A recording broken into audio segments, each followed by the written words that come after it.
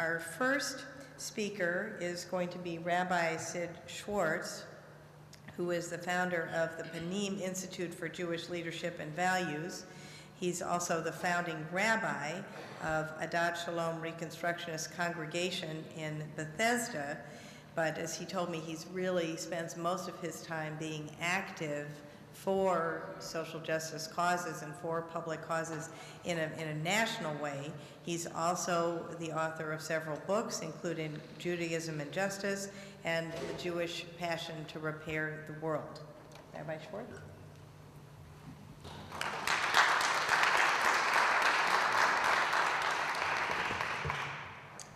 Thank you, Cynthia, and it's a privilege to be here this evening for this inaugural conference. A lot of credit needs to be given to Imam Yahya Hendy and Rabbi Jerry Serrata, who've led the effort, and we've had a very fruitful day and exciting possibility for the future.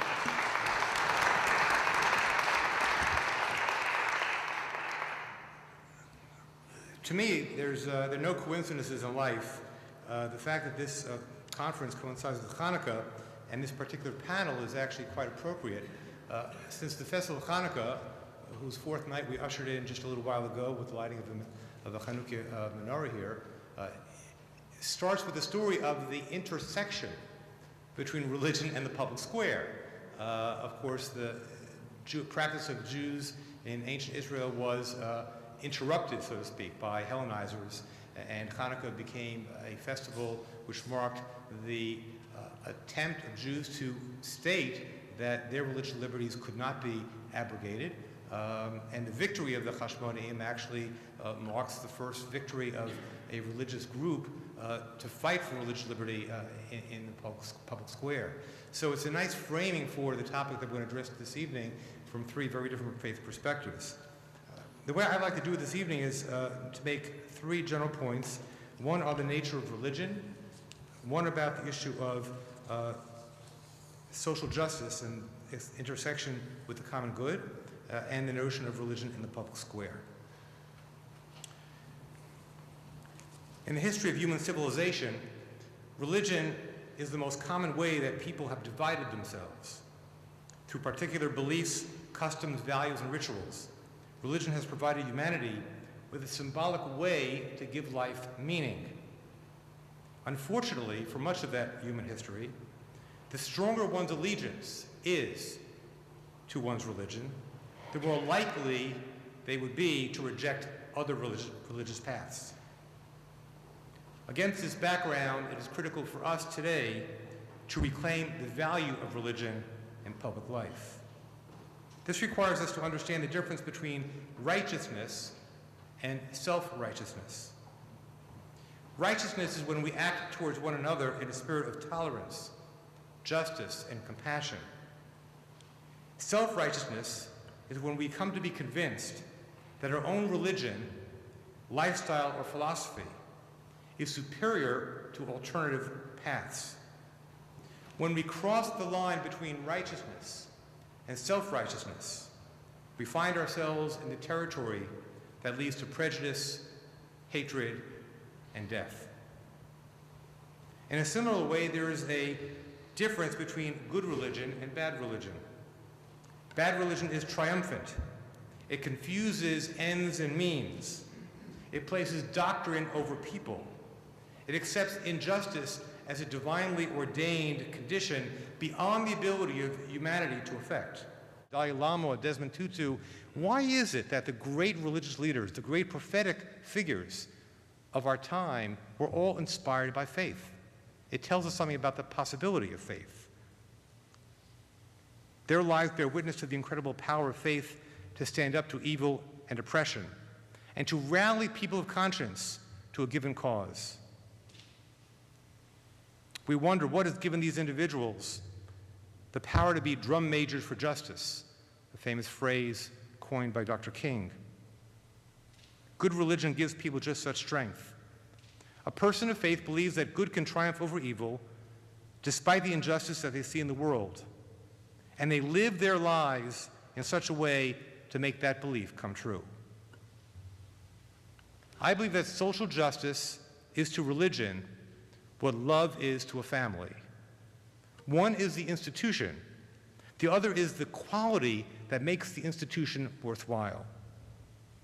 Just as a family without love is dysfunctional, so is a religion dysfunctional when it does not teach and manifest a deep commitment to social justice. It is a religion that has lost its way. A few final words about religion in the public square. There is a debate in our country about the proper role of religion in public life.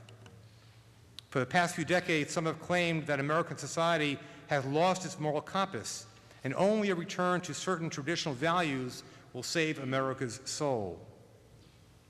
On the other side of this debate are Americans that want to keep religion out of the public square.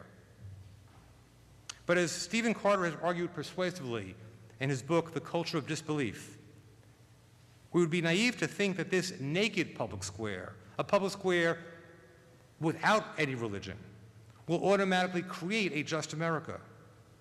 It is one thing to guarantee that the state not privilege any one creedal doctrine. That principle, I do believe, is essential to preserve America as a place that protects equality for all.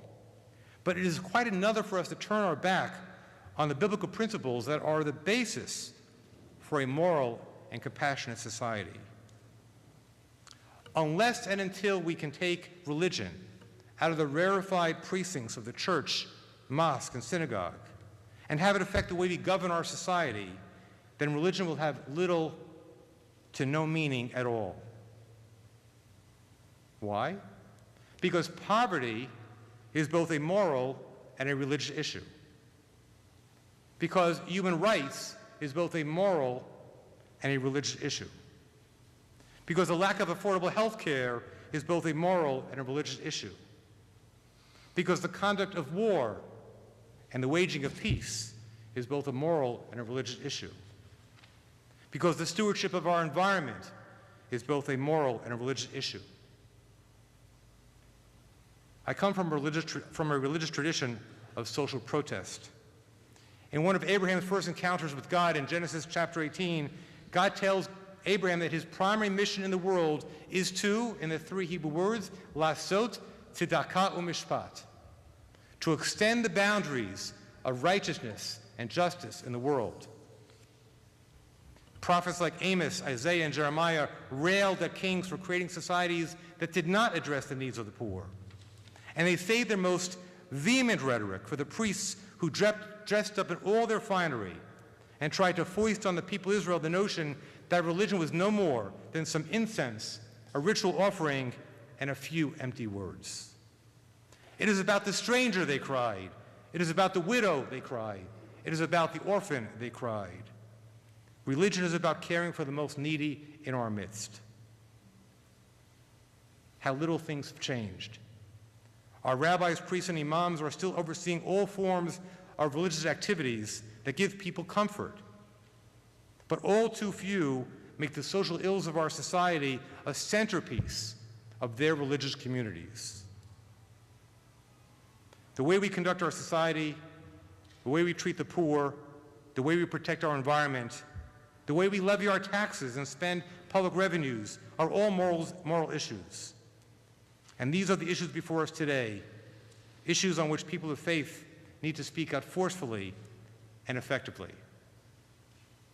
If we do this holy work and do it well, our ability to apply our religious values of peace, justice, and compassion to the pain of the world will surely bring us closer to a world of shalom, a world of messianic peace. Thank you.